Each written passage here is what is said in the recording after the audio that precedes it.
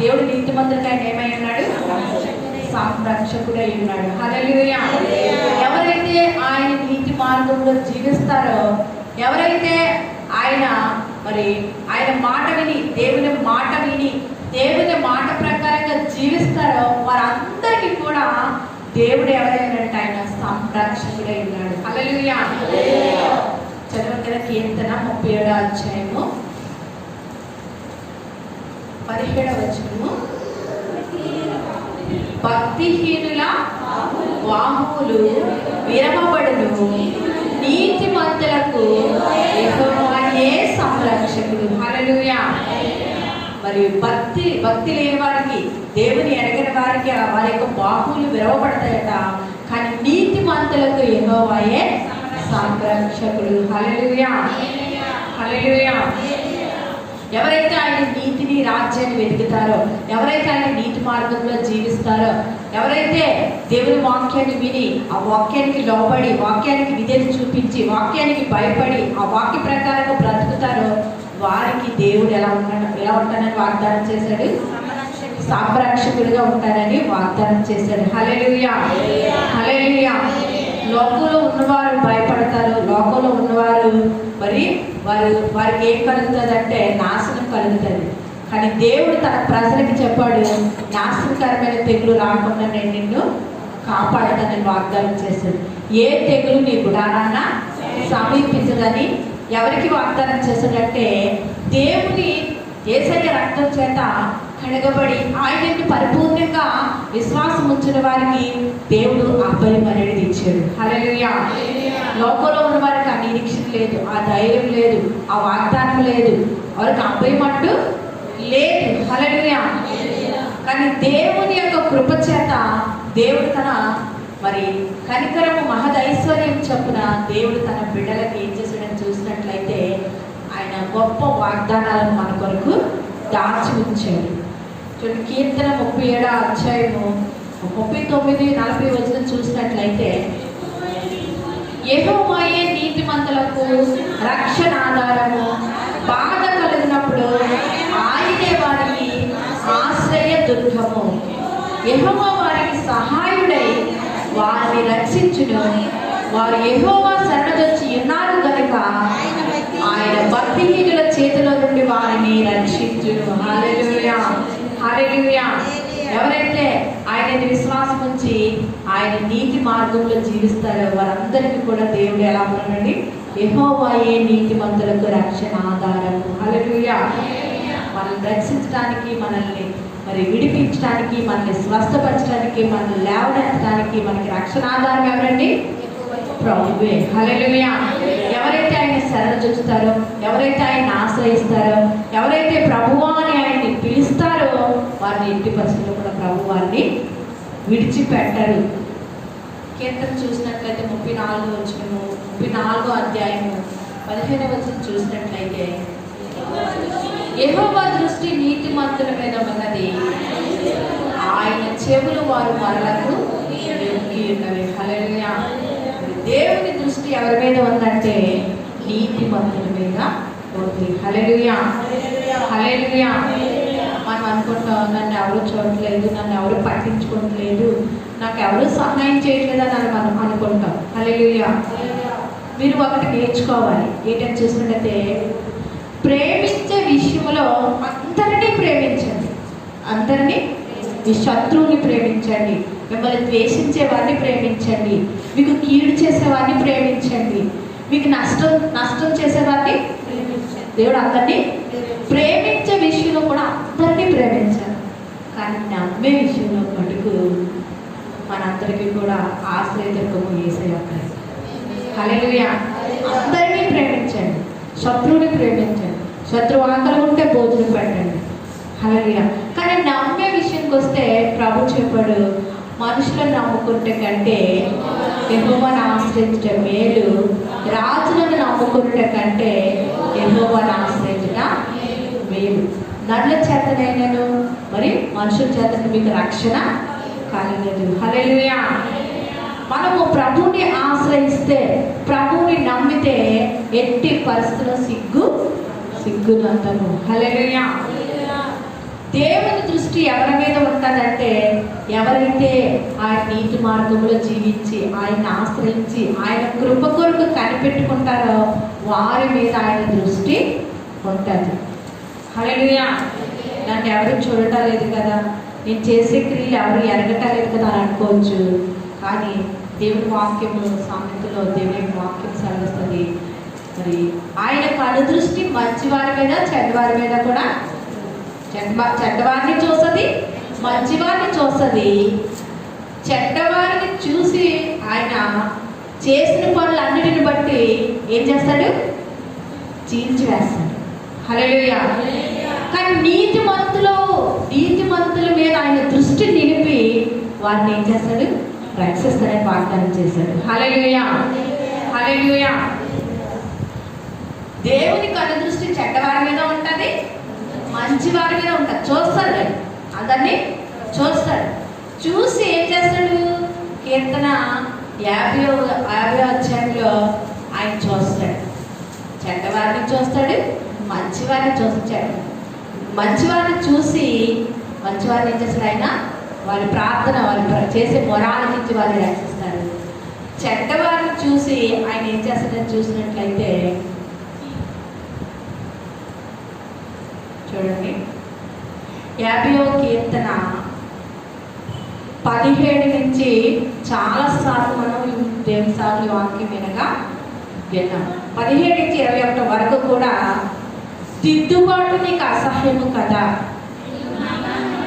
నీవు నా మాటలను వెనకకు త్రోసివేసేదవు, నీవు దొంగను చూచినప్పుడు వానితో ఏకీభవించేదవు, వ్యభిచారులతో నీవు సాంగత్యము చేసేదవు, కీడు చేయవల్ల నువ్వు నోరు తెరుచున్నావు, నీ నాలుక కపటము కల్పించున్నది, నీవు కూర్చుండి నీ సహోదరుడి మీద కొండెములు చెప్పుచున్నావు, నీ తల్లి కుమార్తె మీద అపనిందలు మోపుచున్నావు, ఇంటి పనులు నువ్వు చేసినను నేను మౌనే ఇంటిని, అందుకు నేను కేవలం నీ వంటి వాడని నీవు అనుకుంటివి.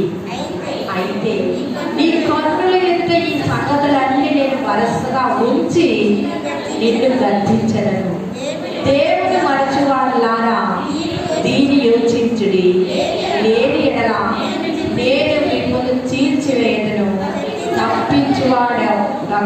తప్పించువాడెవడను లేకపోవును. హల్లెలూయా. దేవుని మాట విని నీతి మార్గంలో జీవించే వారికి ఆయన సంరక్షకుడు. ఎవరండి? సంరక్షకుడు. హల్లెలూయా. దేవుని యందు విశ్వాసం ఉంచి దేవుని కొరకు మరి యథార్థంగా జీవించే వారికి ఆయన కనుదృష్టి వారి మీద నిలిచి వారిని ఆదరిస్తాడంట. హల్లెలూయా. దేవుని యందు విశ్వాసం ఉంచి ఆయన నీతి మార్గంలో జీవించే వారి మీద ఆయన కనుదృష్టి ఉంచుతాడు. ఉంచి వారిని ఏం చేస్తాడు? బలపరుస్తాడు. హల్లెలూయా. యథార్థవంతులను బలపరచుటకే యెహోవా కనుదృష్టి లోకమంతటా సంచరిస్తుంది. హల్లెలూయా. అంటే యథార్థవంతుల మీద ఆయన కనుదృష్టి ఉంది, చెడ్డవారి మీద కూడా ఆయన కనుదృష్టి. ఆయన మాట విని ఆయన మాటకు లోబడితే ఆయన మనకి సంరక్షకుడిగా ఉంటాడు. ఆయన మాట విని ఆయన మాటలను వెనకకు త్రోసివేసి ఆయన మాట ప్రకారంగా మనం జీవించకుండా ఉంటే మనం చేసిన క్రియలన్నీ వరుసగా పెడతాడంట. హల్లెలూయా. వరుసగా పెట్టి ఆయన మనల్ని ఏం చేస్తాడు? గర్దిస్తాడంట. ఇంకా మనం మాట వినకపోతే మనల్ని ఏం చేస్తాడంటున్నాడు? చీల్చి వేస్తాడంటున్నాడు. హల్లెలూయా, హల్లెలూయా. నీతిమంతులు అనీతిమంతులు, నీతిమంతులు అనీతిమంతులు.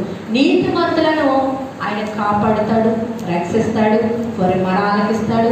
నీతిమంతులకు ఆయన రక్షణ ఆధారంగా ఉన్నాడు, నీతిమంతులకు ఆయన సహాయకుడిగా ఉన్నాడు, నీతిమంతులను ఆయన కాపాడే దేవుడిగా. అంటే ఆయన నీతి మార్గంలో జీవించే వారందరినీ కూడా ఆయన సంరక్షకుడై ఉండి, కోడి తన పిల్లలను ఎట్టి విధంగా తన రెక్కల కింద భద్రపరుస్తూ దేవుడు తన ప్రజలను అట్టి విధంగా భద్రపరుస్తాడు. హల్లెలూయా.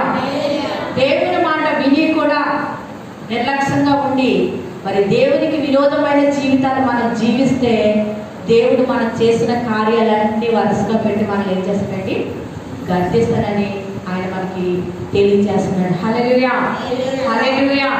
అందుకే దేవుని యొక్క వాక్యము, మరి దేవుని యొక్క వాక్యం సెలవుస్తుంది. సామెతలు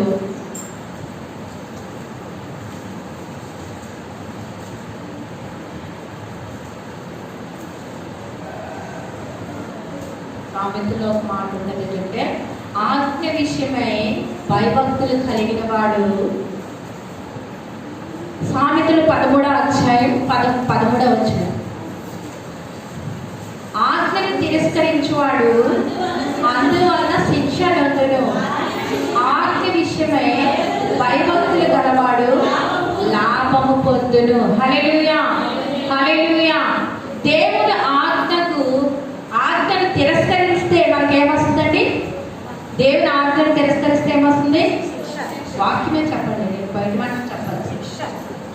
ఆజ్ఞను తిరస్కరించువాడు అందువలన శిక్ష నొందును. హల్లెలూయా. నమ్మి బాప్తిస్మము పొందువాడు రక్షింపబడును, నమ్మని వారికి శిక్ష విధింపబడును. హల్లెలూయా. ప్రపంచం అంతా కూడా ఈ కరోనా వైరస్కి ఇప్పుడు గడగడగడ వణికిపోతున్నారు. అధికారులు అయితే వారి తనము వారిని మరణం నుంచి రక్షించలేకపోతుంది, వారి జ్ఞానము మరణం నుంచి వారిని తప్పించలేకపోతుంది, వారి బలము వారిని తప్పించలేకపోతుంది. హల్లెలూయా. కారణం ఏంటంటే యెహోవా ఉగ్రత దినం. యెహోవా ఉగ్రత దినమున తమ వెంటి వారిని తప్పించలేకపోవును. రోషానికి చేత భూమి అంతా కూడా దహించబడును. ఆయన భూనివాసులను అందరిని కూడా ఏం చేయబోతున్నాడు? సర్వనాశనము. ఎక్కడ దేవుని ఉగ్రత కృంభరించబడతాదో అక్కడ సర్వనాశనము జరుగుతుంది. హల్లెలూయా, హల్లెలూయా, హల్లెలూయా. కానీ దేవుని బిడ్డలు దేవుని ఆజ్ఞకు విధేయై దేవుని ఆజ్ఞకు లోబడి ఆ ఆజ్ఞను మనం గైకొంటే మనకి లాభము. హల్లెలూయా. లాభము అంటే నిత్య జీవము. నిత్య జీవం అంటే క్రైస్తవులకి మరణం ఏంటండి? క్రైస్తవులకి మరణం ఏంటి? లాభమా నష్టమా? లాభం. హల్లెలూయా. అపోస్తలుడు పౌలు అంటున్నాడు, బ్రతుకుట క్రీస్తే. ఈరోజు మనము దేనికి భయపడాల్సిన పని లేదు. లోకమంతా కూడా మరణానికి భయపడుతుంది. కానీ మరణానికి భయపడని వారు ఎవరంటే ఒక క్రైస్తవులు మాత్రమే.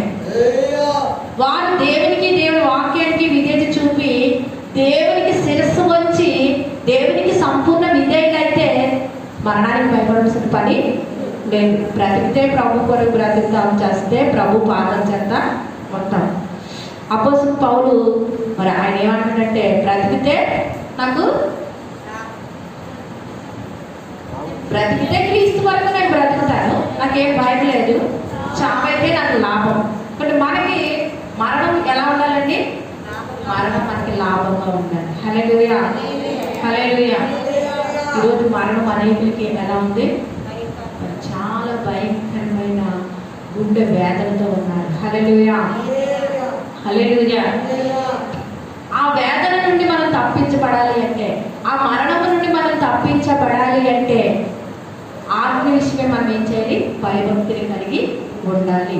దేవుని ఆజ్ఞ ఏంటి? దేవుడు ఎంతవరకు మనం చూడనట్టుగా వదిలేశాడు. హల్లెలూయా. ఇప్పుడైతే అంతటా అందరూ మారు మనసు పొందాలని దేవుడు మనుషులకి ఏం చేశాడు? ఆజ్ఞాపించాడు. హల్లెలూయా. ఆజ్ఞ అతిక్రమమే పాపము, పాపం వల్ల వచ్చే జీవితము మరణం.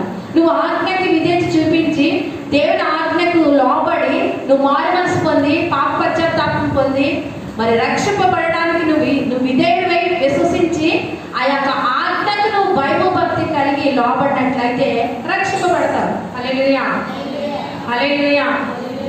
ఆజ్ఞ విషయమై భయభక్తులు కలిగిన వాడు లాభము పొందును. ఆజ్ఞను తిరస్కరించే వాడికి ఏం కలుగుతుందండి? శిక్ష కలుగుతుంది. హల్లెలూయా. నమ్మి బాప్తిసం పొందిన వాడు రక్షింపబడును, నమ్మని వానికి శిక్ష విధింపబడును. ఇంకా మారు మనసు పొందకుండా ఇంకా లోకంలో ఏదో అడ్డుపిద్దామని, లోకంలో ఏదో ఉందని, ఎవరో అడ్డున్నారని మారు మనసు పొందుకోకుండా బాప్తిస్మానికి నిర్లక్ష్యంగా ఉన్నవారికి దేవుడు హెచ్చరిస్తున్నాడు. ఇదే మిక్కిలి నేడే రక్షణ. ఇంత గొప్ప రక్షణ మనం నిర్లక్ష్యం చేస్తే ఈ మరణం కాదండి, ఈ మరణం అందరికీ వస్తుంది. ఘోరమైన నరకం నుండి మనం ఏమవ్వాలా? తప్పించబడాలి. ఆ మరణం నుండి తప్పించబడాలి అంటే మరి ప్రభు అంటాడు, నీతి మరణము నుండి మనలను రక్షించును. చూడండి సామెతల గ్రంథం 10వ అధ్యాయం 2వ వచనం. భక్తిహీనుల ధనము వారికి లాభకరము కాదు, నీతి మరణము నుండి రక్షించును. హల్లెలూయా, హల్లెలూయా. భక్తిహీనులకు చాలా ధనం ఉంది, కోట్లు ధనం ఉంది, కానీ ఈరోజు ఆ ధనం వారిని మరణం నుండి రక్షించడం లేదు. హల్లెలూయా, హల్లెలూయా. వారికి ఉన్న ధనము వారికి లాభం లేదు. హల్లెలూయా. కానీ ఎవరైతే ప్రభు యేసుక్రీస్తుని విశ్వాసం ఉంచి ఆయన రక్తం చేత కడగబడి పాప పశ్చాత్తాపం పొంది మారు మనసు పొంది బాప్తిసం తీసుకుంటారో వారికి లాభం. వారు దేని నుండి రక్షింపబడతారు? నిత్య నరకము నుండి, ఈ లోకానికి వచ్చిన ఉగ్రత నుండి వారు ఏమవుతారు? తప్పించబడతారు. నీతి మరణము నుండి వారిని రక్షించును. హల్లెలూయా. మన యేసయ్య ఎవరంటే ఆయన నీతిమంతుడు, మన యేసయ్య నమ్మదగిన దేవుడు. ఎవరైతే యేసయ్య నేను పాపిని అని వారి పాపం నిమిత్తం పశ్చాత్తాపడతారో ఆయన నీతిమంతుడు, నమ్మదగిన వాడు గనుక వారి ప్రతి పాపాన్ని క్షమించి వారిని ఏం చేస్తాడు? రక్షిస్తానని వాగ్దానము చేశాడు. హల్లెలూయా, హల్లెలూయా. మనం నీతిమంతులుగా తీర్చబడి ఆయన రక్తం చేత కడగబడి ఆయన నీతి మార్గంలో జీవించాలి. నీతి తప్పిపోతే నీతి లోకంలో సాగుతుండదు. నీతి లేనోడంట కోతి కంటే పాడంట. కోతే చెడ్డది, మహా చెడ్డదని. హల్లెలూయా. మన జీవితంలో దేవుని వాక్యాన్ని తప్పిపోయి మన ఇష్టానుసారంగా మనం బ్రతికితే మనం ఏమైపోతాం? నశించిపోతాం, నష్టానికి గురవుతాం, శిక్షకు గురవుతాం. దేవుడు ఇంకా చెప్తున్నాడు, నువ్వు నాకు లోపడకపోతే నేను నిన్ను, దేవునికి మనము మరి విధేయులుగా జీవించకపోతే ఈ ప్రపంచంలో దేవుడు తప్ప నిన్ను నన్ను రక్షించేవారు ఎవరు కూడా లేరు. హల్లెలూయా. ఎందుకంటే ఈ ఒక్క కరోనా కాదు, దీని తర్వాత కదా లైవ్ వస్తూనే ఉంటాయి. ఒక సంవత్సరం అంతా దేవుని కృపలో సేవ్ అయ్యాం. ఈ సంవత్సరం కూడా ఆయన కృపలో ఉన్నాం అంతే, ఆయన కృపలో మనము ఉన్నాం అంతే.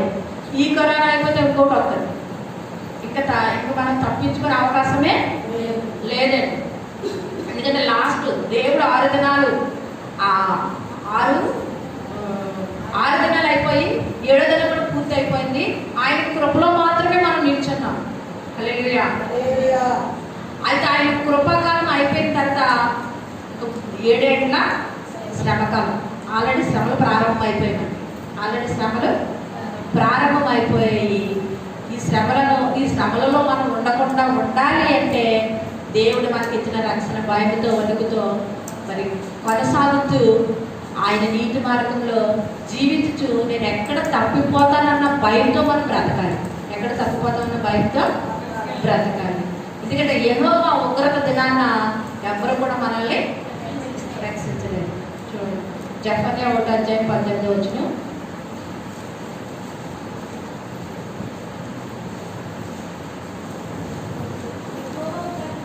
యెహోవా ఉగ్రత దినమున తమ వెండి బంగారము వారిని తప్పించలేకపోవును.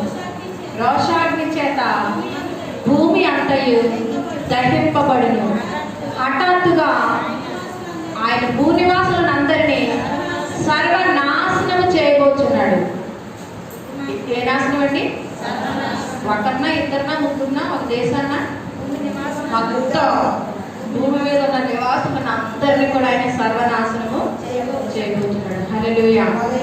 2వ వచనం చూసినట్లయితే 2వ అధ్యాయం 1వ వచనం. సిగ్గుమాల జల్లారా కూడి రండి, పొట్టు గాలికి ఎగురునట్లు సమయం గతించుచున్నది. విధి నిర్ణయం కాక మునిపే యెహోవా మిమ్మల్ని శిక్షించుటకే యెహోవా ఉగ్రత దినము రాక మునిపే కూడి రండి. దేశంలో సాత్వికులై ఆయన న్యాయ విధులను అనుసరించు సమస్త దీనులారా, సమస్త దీనులారా యెహోవాను వెదకుడి. మీరు వెదకి వినయము గలవారై నీతిని అనుసరించిన ఎడల ఒకవేళ ఆయన ఉగ్రత దినమందు దాచబడుదురు. హల్లెలూయా, హల్లెలూయా. మనం ఏ దినాల్లో ఉన్నామంటే ఉగ్రత దినాల్లో ఉన్నాం. ఏ దినాల్లో ఉన్నాం? ఉగ్రత దినాల్లో ఉన్నాం. దేవుడు మనకిచ్చిన రక్షణను భయముతో వణుకుతో కొనసాగించుకుంటూ ఆ రక్షణ నుండి నేను ఎక్కడ తప్పిపోతానో, నా నోటి మాట కలిగి, నా చూపు ద్వారా, నా క్రియల ద్వారా, నా యొక్క తలంపుల ద్వారా ఆలోచన నేను ఎక్కడ తప్పిపోతానని ఎంతో భయంతో మన యొక్క జీవితాన్ని చేసుకోవాలి, మన యొక్క భక్తి జీవితాన్ని ముందుకి కొనసాగించుకోవాలి. ఎందుకు? దేవుని యొక్క రోషాగ్ని ఎదుట వెండి, మనకు బాగా వెండి ఉండొచ్చు, అంటే బాగా బంగారం ఉండొచ్చు, అంటే బాగా ధనం ఉండొచ్చు, మనం చాలా బలవంతులు కావచ్చు, మనం చాలా జ్ఞానవంతులు కావచ్చు. అవేవి కూడా దేవుని ఉగ్రత దగ్గర పనికిరావు. హల్లెలూయా, హల్లెలూయా. వెండి బంగారం వారిని తప్పించలేకపోరు. రోషాగ్ని చేత భూమి అంతా దహింపబడింది. హఠాత్తుగా భూనివాసం అందరినీ సర్వనాశనం చేయబోతున్నాడు. హల్లెలూయా. అంతా కూడా ఏమైపోతుంది? సర్వనాశనం కావడానికి దగ్గరగా ఉంది. హల్లెలూయా. ఈ నాశనం అయిపోతున్న లోకంలో నీవు నేను నాశనం కాకుండా ఉండాలని దేవుడు నిన్ను నన్ను కూడా ఆయన ప్రేమించి తన రక్తం ఇచ్చి తన ప్రాణం ఇచ్చి మనం సంపాదించుకున్న, స్వరక్తం ఇచ్చి సంపాదించుకున్న జనాంగం మనం. హల్లెలూయా. నీతి తప్పు బ్రతికినట్లయితే మనం ఏమైపోతాం? సర్వనాశనం అయిపోతాం. నేను చెప్పలేదు, దేవుని యొక్క మాట చెప్తుంది. హల్లెలూయా. మనం ఎక్కడ దేనికి దగ్గరగా ఉన్నామంటే సర్వనాశనానికి దగ్గరగా ఉన్నాం. హల్లెలూయా. ఆ నాశనాన్ని తప్పించుకోవాలి అంటే దేవుడు అంటున్నాడు, ఇదిగో విధి నిర్ణయం కాకమునిపే. దేవుడు ఈ భూమికి నిర్ణయించిన విధి నిర్ణయం కాకము, దేవుని కోపాగ్ని మీ మీదకి రాకమునిపే, మిమ్మల్ని శిక్షించుటకే యెహోవా ఉగ్రత దినము రాకమునిపే మనం చావక ముందే. హల్లెలూయా. ప్రభు రాకడ జరగక ముందే. హల్లెలూయా. ఈ లోకానికి రాబోతున్న ఉగ్రత నుండి, ఉగ్రత రాకముందే దేవుడు అంటున్నాడు, ఇదిగో మిమ్మల్ని మీకు శిక్ష ఉంది. ఏముంది? 1 కోపాగ్ని, 2 శిక్ష, 3 ఉగ్రత. దేవుని కోపాగ్ని మీ మీదకి రాకమునిపే, మిమ్మల్ని శిక్షించుటకై యెహోవా ఉగ్రత దినము రాకమునిపే దేశంలో సాత్వికులై ఆయన న్యాయ విధులను అనుసరించి సమస్త దీనులారా. హల్లెలూయా, హల్లెలూయా. దేశంలో ఎలా ఉండాలండి? ఒక గ్రామంలో ఒక పట్టణంలో కాదు, దేశంలోనే మనం ఎలా ఉండాలట? సాత్వికులై. హల్లెలూయా. ఒక గొడవ పెట్టకు ఫస్ట్ వచ్చేస్తారు, మీకు సాత్వికం అంతా పోయి ఉగ్రవాదులైపోతారు మీరు. అలాగే ఒక్కసారి పరీక్షించుకోండి, సాత్వికుడిగా ఉన్నానా? సాత్వికుడిగా నేను ఉన్నానా? దేశంలో సాత్వికులై ఉండాలంట. దేశంలోనే, గ్రామంలో కాదు, పట్టణంలో కాదు, మండలంలో, జిల్లాలో కాదు, దేశంలోనే సాత్వికులై న్యాయ విధులను అనుసరించు సమస్త దీనులారా. హల్లెలూయా. దేవుని బిడ్డలు ఏం కలిగి ఉండాలండి? 1 సాత్వికులు, 2 దీనులై ఉండాలి. అహంకారాన్ని ఎదిరించి దీనులకు ప్రొఫెసర్. మనం అహంకారులుగా ఉన్నామా, దేవుడు ఒక తొక్కు తొక్కేస్తాడు. ఆయన నెప్పుకెళ్తే తొక్కేసినట్టు చాలామంది ఉన్నారు పరిశుద్ధ గ్రంథంలో. అహంకారంతో ఉన్నవారిని ఆయన అనపశక్తుడు. క్రైస్తవులుగా క్రీస్తు రక్తం చేత కడగబడిన దేవుని బిడ్డలుగా, నీతిమంతులుగా తీర్చబడిన దేవుని బిడ్డల్లో ఏముండకూడదండి? గర్వం ఉండకూడదు, అహంకారం ఉండకూడదు, నేననే అహం ఉండకూడదు, తగ్గిపోవాలండి. దేవుడు చెప్తున్నాడు, మీరు దేశంలో సాత్వికులై న్యాయ విధులను అనుసరించి సమస్త దీనులారా. ఎలాగైపోమన్నాడు మనల్ని? దీనులము. యేసయ్య ఎలా వచ్చాడండి లోకానికి? దీనులుగా వచ్చాడు. హల్లెలూయా. ఒక గొర్రె పిల్లగా వచ్చాడు. ఎంత తగ్గించుకున్నాడంటే ఆ కసాయుడు ముందు కసాయుడు నరికేయడానికి ఆ యొక్క గొర్రెని మరి కత్తి పెడతాడు కదా, అలాగే గొర్రెలాగా కసాయుడు ముందు ఆయన కాలం చేశాడు. హల్లెలూయా. అందుకనే మత్తయి సువార్త 11:29 వచ్చినప్పుడు నేను సాత్వికుడను దీన మనసు గలవాడను కనుక నా కాడి మీ మీద ఎత్తుకొని నా యొక్క ఆయన కాడ ఎత్తుకోవాలంటే మాకు ఏమవ్వాలి? సాత్వికులు అయిపోవాలి, దీనులు అయిపోవాలి. ఆయన నేర్చుకోవాలి. మనం జ్ఞానులకు కాదు, మనం అంతా తెలిసిన వారిని కాదు. కాబట్టి దేవుని యొక్క వాక్యం సెలవుస్తుంది, సాత్వికులే ఉండమంటుంది, దీనులే ఉండమంటుంది, దేవుని వెతికేవారుగా ఉండమంటుంది. వెతికి వినయం ఉండాలంట. వినయం ఉండి నీతిని అనుసరించిన ఎడల ఒకవేళ ఆయన ఉగ్రత దినమున దాచబడదు. అంటే ఎన్ని క్వాలిటీస్ ఉండాలి? మనం ఉగ్రత దినాన్ని దాచబడాలి, ఉగ్రత దినాన్ని రక్షింపబడాలి, ఉగ్రతను మనము మరి తప్పించుకోవాలి అంటే 1 సాత్వికులై ఉండాలి, 2 దీనులై ఉండాలి, 3 ప్రభువుని వెతకాలి, 4 వినయము. ఇవి మనలో ఉన్నాయో చూసుకోండి. ఒకవేళ లేకపోతే ప్రభు నాకు దయచేయండి, నేను తల్లిదండ్రులకి విధేయుడిగా ఉన్నానా, విధేయురాలుగా ఉన్నానా? వినయము గలవారై నీతిని అనుసరించిన ఎడల ఒకవేళ ఆయన ఉగ్రత దినమందు దాచబడుదురు. హల్లెలూయా. అందరూ మా గురించి ప్రార్థన చేసుకుంటాం. ఏముందా? ఒకవేళ లేకపోతే పశ్చాత్తాపడు.